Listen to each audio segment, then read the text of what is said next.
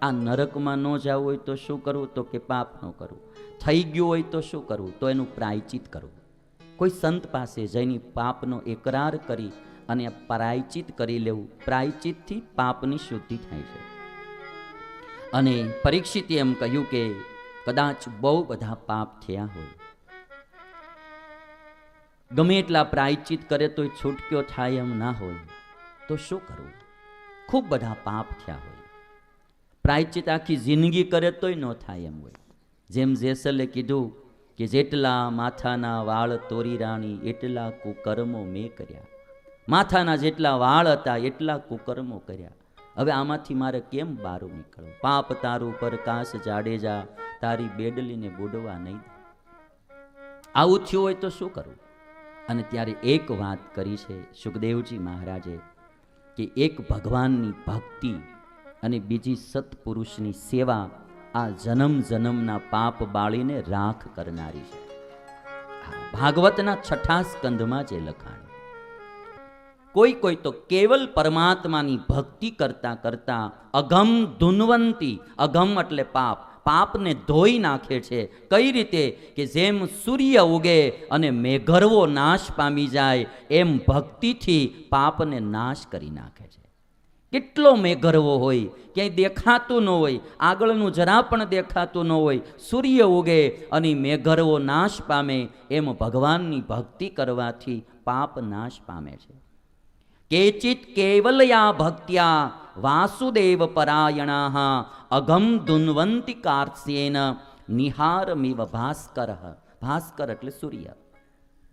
અને બીજું, ન તથા હ્યગવાન રાજન પૂયેત તપ આદિભિ યથા કૃષ્ણાર્પિત પ્રાણ તત્પુરુષ નિષેવયા. રાજા તપથી પણ માણસ એટલો પવિત્ર ન બને જેટલો ભગવાનની ભક્તિ અને કોઈ સત્પુરુષની સેવાથી પવિત્ર થાય છે. સ્વામિનારાયણ ભગવાને જે પોતે વાણી બોલ્યા છે, વચનામૃત કહેવાય, એમાં એને લખ્યું કે કોઈ પણ માણસે એટલા પાપ કર્યા હોય કે મરીને નરકમાં જાય એવા પાપ કર્યા હોય, પણ જો એ કોઈ ભગવાન કે ભગવાનના સત્પુરુષને રાજી કરે, પ્રસન્ન કરે, તો એ આને આ દેહે મરીને ભગવાનના ધામમાં જાય. આ વાત સ્વામિનારાયણ ભગવાને લખી. અને કોઈ માણસે સ્વર્ગમાં જાય એવા પુણ્ય કર્યા હોય, પણ જો એ કોઈ ભગવાન કે ભગવાનના સત્પુરુષનો દ્રોહ કરે તો એ મરીને નરકમાં જાય. આ ભગવાનના સત્પુરુષને રાજી અને કુરાજી કર્યાનું બહુ મોટું ફળ લખ્યું છે. તમે બધા સારંગપુરની વાત જાણતા હશો. સારંગપુરના હનુમાનજી મહારાજ પધરાવ્યા એ ગોપાળાનંદ સ્વામી. અને આજે બી હજારો માણસો, તમે જાણો છો કે ત્યાં હજારો માણસો ભગવાનનું ભજન કરવા માટે, દુઃખ ટાળવા માટે સારંગપુરમાં આવે છે. હજારોના દુઃખ દાદા હનુમાન દાદા દૂર પણ કરે છે અને લોકો ત્યાં આવે છે. હવે એ હનુમાનજી મહારાજનો એટલો બધો પ્રતાપ. આમ તમે જુઓ ને તો આ આપણો પિક્ચરનો એક્ટર જે ગોવિંદાભાઈ, એને ગોવિંદાને મુશ્કેલી હતી ને તો એ બી સારંગપુર આવેલ. એટલો બધો એને પ્રોબ્લેમ હતો જીવનમાં. નહીતર તો તમે બધા જાણો ને કે ભાઈ બધાને એમ હોય કે એ બધા ફિલ્મી દુનિયાવાળા તો આમ હોય તેમ હોય, પણ એટલો સંકટમાં ગોવિંદોભાઈ આવી ગયેલો. અને ત્યારે સારંગપુર આવ્યા અને સારંગપુરમાં હનુમાન દાદાની કૃપાથી અને સારું થયું જીવનમાં. કે સારંગપુરમાં હનુમાનજી મહારાજની મૂર્તિ બનાવી હતી. ગોપાળાનંદ સ્વામી ત્યાં આવેલા અને સારંગપુરમાં દરબાર લોકો ખૂબ રહે. અને એ સમયમાં ગરીબ પરિસ્થિતિ, અને ક્ષત્રિયોમાં મહેમાનો આવે તો એની આગતા સ્વાગતા બહુ સારી રીતે થતી હોય, ધૂમધામથી. ગરીબ પરિસ્થિતિ, કોઈની મહેમાન ગતિ થાય ન થાય, એટલે દરબાર લોકોએ ગોપાળાનંદ સ્વામીને કીધું કે સ્વામી, પ્રસાદીનું સ્થાન છે, અવારનવાર સંતો ભક્તો અહીંયા સારંગપુર આવતા હોય, અમારી ગરીબ પરિસ્થિતિ, શું કરીએ અમે? સ્વામી કહે, તમને હું એક હનુમાન દાદા પધરાવી દઉં, એ તમારી બધી આજીવિકા ચલાવશે. તો કે છે કોઈ પથ્થર હોય તો બતાવો, તો આપણે એમાંથી મૂર્તિ બનાવીએ. પણ હવે ગામમાં એવો કોઈ મોટો પથ્થર નહોતો. ખેતરમાં નીકળ્યા, એમાં એક પાળીઓ જોઈ ગયા.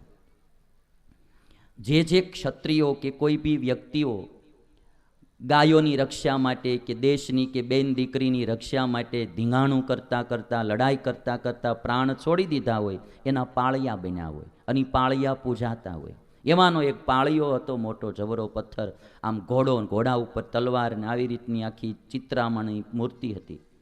ગોપાળાનંદ સ્વામી કે આ પથ્થર બહુ સારો છે. દરબારો કે પણ સ્વામી કોકનો પાળિયો છે. ગોપાળાનંદ સ્વામી કે આમાંથી હનુમાનજીની મૂર્તિ બનશે ની, પાળિયાના આત્માનું પણ કલ્યાણ થાય. કે એક બાજુ પાળિયો હતો ને પાછળનો ભાગ પ્લેન હતો. એ પ્લેન ભાગમાંથી હનુમાનજીની મૂર્તિ બનાવી. આજ પણ પાછળના ભાગમાં તો પાળિયો જ છે હજીભાઈ. અહીંયા સારંગપુરના હનુમાનજી મહારાજ, એટલો પ્રતાપ વધ્યો. એક પુરુષ રાજી થાય, એક મૂર્તિ પધરાવે, હજારોના કલ્યાણ કરે. આ સત્પુરુષનો આશીર્વાદ છે. અને એની તમને એક વાત કરું કે કુરાજી થાય તો શું થાય. જુનાગઢમાં સ્વામિનારાયણ મંદિર બનતું હતું અને રંગીલદાસ આપણો હિન્દુ જ હતો. નવાબ હતા મુસ્લિમ જુનાગઢના, 200 વર્ષ પહેલાની વાત. મુસ્લિમે કર પણ માફ કર્યો તો તમારું હિન્દુનું મંદિર બનતું હોય તો અમે કંઈ કર નહીં લઈએ. પણ આપણો જે હિન્દુ જ રંગીલદાસ હંમેશને માટે નાયત જ નડતી હોય બધાય. તમે આમ જોશો ને આડી નાયત જ આવતી હોય, આ બીજું કોઈ નથી આવતું. એક ડાળીને કુવાડો લઈને કઠિયારો કાપતો હતો ને, એટલે જે ડાળ કપાતી હતી ને એ આમ બિચારી રડતી હતી. એટલે બાજુની ડાળે એટલું કીધું ડાળખીએ કે ભાઈ બેન તું રડશો શું કરવા, આ કુવાડાનો ધર્મ જ છે કે આપણને કાપવા, એ કાપ્યામાં તું રડશો શું કરવા. અને ત્યારે જે ડાળ કપાતી હતી ને એણે એટલું કીધું કે કુવાડો કાપે એનું મને દુઃખ નથી, પણ એમાં હાથો આપણી નાતનો થયો છે ને, દુઃખ એનું છે મને, કે હાથો આપણી નાતનો થયો છે. એટલે આ રંગીલદાસ મંદિર નો બનવા દે. વડોદરા ગયેલો રંગીલદાસને કોઈ કહ્યું કે અહીં સ્વામિનારાયણનું મંદિર બને છે, તો કહે છે કે હમણાં હું આવું છું વડોદરાથી જુનાગઢને, કાંકરે કાંકરો ઉડાડી નાખું મંદિરનો, કે મંદિરનો થવા દઉં. એ રંગીલદાસ આવતો હતો અને જુનાગઢ ઘોડા ઉપર અસવાર થઈને હાથમાં ભાલો, અને ભાઈ આવે વડાળ ગામ આવે જુનાગઢ પહેલાં, અને વડાળ ગામ પાસે જાતો હતો રોડ ઉપર, અને એમાં ઓલા 73 એકદમ વાડીમાંથી બહાર નીકળ્યા ટોળામાં. 73 પક્ષી નીકળ્યા અને ઘોડો એનો ભટક્યો અને આ માણસ હેઠો પડ્યો, અને એમાં એનો એને ભાલો વાગ્યો અને માણા મૃત્યુ પામ્યો.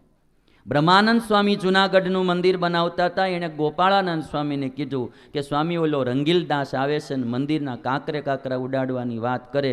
ગોપાળાનંદ સ્વામીએ ત્યારે પોતાના કાંખમાંથી એક મોવાળો તોડી અને આમ હેઠો નાખ્યો. સ્વામી કે આ તારો રંગીલદાસ. ખાલી આટલું સ્વામી બોલ્યા હતા, આ તારો રંગીલદાસ. અને આ બાજુ આ જુનાગઢમાં પ્રવેશ ન થયો, ત્યાં મૃત્યુ પામ્યો. એના માણસોએ જઈને મુસ્લિમ નવાબને કીધું કે અમારા દિવાન રંગીલદાસજી મૃત્યુ પામ્યા છે ને એને અગ્નિ સંસ્કાર કરવા શહેરમાં લાવવા છે. અને ત્યારે મુસ્લિમ નવાબે એટલું કીધું કે મુર્દા નગર મેં સે બહાર જા સકતા હૈ, બહાર સે અંદર નહીં આ સકતા હૈ.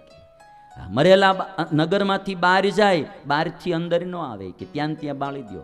જીવતો તો ન આવ્યો, મરેલોય ન આવ્યો. અને એટલા માટે કોઈ સંત, કોઈ ભગવાનના ભક્ત એ જો રાજી થાય તો બેડો પાર થઈ જાય, અને જો કુરાજી થાય તો એનો સર્વનાશ થઈ જાય. આ કૃષ્ણ ભગવાનના કુળનો વિનાશ એમ જ થયો ને ભાઈ.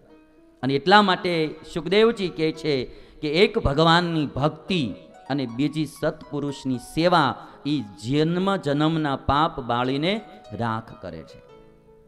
એક પ્રસંગ સંભળાયું. સુખદેવજી કહે છે કાન્યકુબ્જ નગરમાં એક બ્રાહ્મણ રહેતો હતો અને એનું નામ અજામિલ હતું. અજામિલ ઘણો પવિત્ર અને સદાચારી હતો. એક દિવસ પોતાના પિતાના આદેશાનુસાર વનમાંથી ફળ ફૂલ અને સમિધ લેવા માટે ગયેલો. રસ્તામાં એક સ્ત્રી પુરુષનું જોડલું દારૂ પી અને નાચતું હતું, ગાતું હતું, વિહાર કરતું હતું. અને કામી પુરુષ અને વૈશ્યા 2 જણા આ વિહાર કરતા હતા. આ દ્રશ્ય પવિત્ર બ્રાહ્મણ અજામિલે જોયું.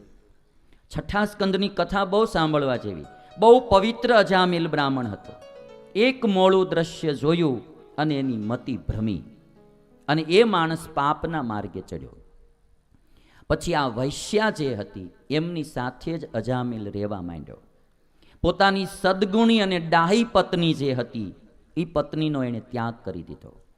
અને આ વૈશ્યાને રાજી કરવા માટે પોતાની બધી સંપત્તિ વાપરી નાખી.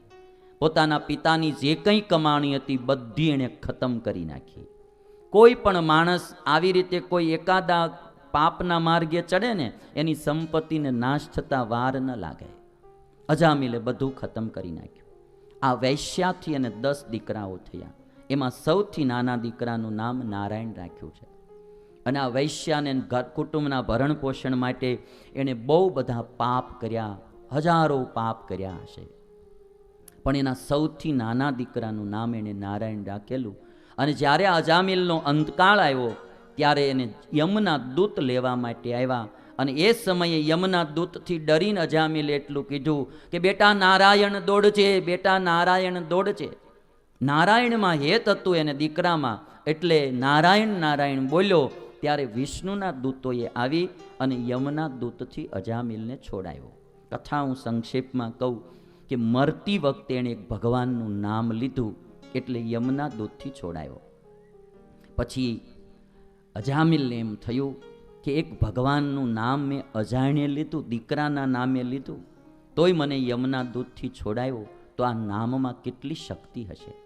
અજામિલ પછી બદ્રિકાશ્રમમાં ગયા અને ત્યાં એણે તપ કર્યું, ભગવાનનું ભજન કર્યું અને જે કંઈ પાપ કરેલા એ પાપને બાળી અને ભગવાનના ધામમાં ગયા. સુખદેવજી મહારાજ કહે છે કે રાજા, એટલા માટે કહું છું કે ભગવાનની ભક્તિ એ બધા જ પાપને બાળનારી છે. નારાયણ નામ હે ભારી, લિયો સબ પ્રેમ સે ધારી, મહિમા નામ કો ભારી, અધમ કોટી લીએ તારી. અજામિલ કર્મ ક્યા કીના, નહીં કछु દાન ભી દીના, કેવલ હરિ નામ કો લીના, દિયા જમ ત્રાસ સે તારી. અને એટલા માટે વાલા ભક્તો, મારા તમારા જીવનમાં પેલું પાપ ન કરો, થઈ જાય તો પ્રાયચિત કરો, અને બહુ થઈ ગયા હોય તો ભગવાનનું ભજન અને કોઈ સત્પુરુષની સેવા કરવી, એને રાજી કરવા.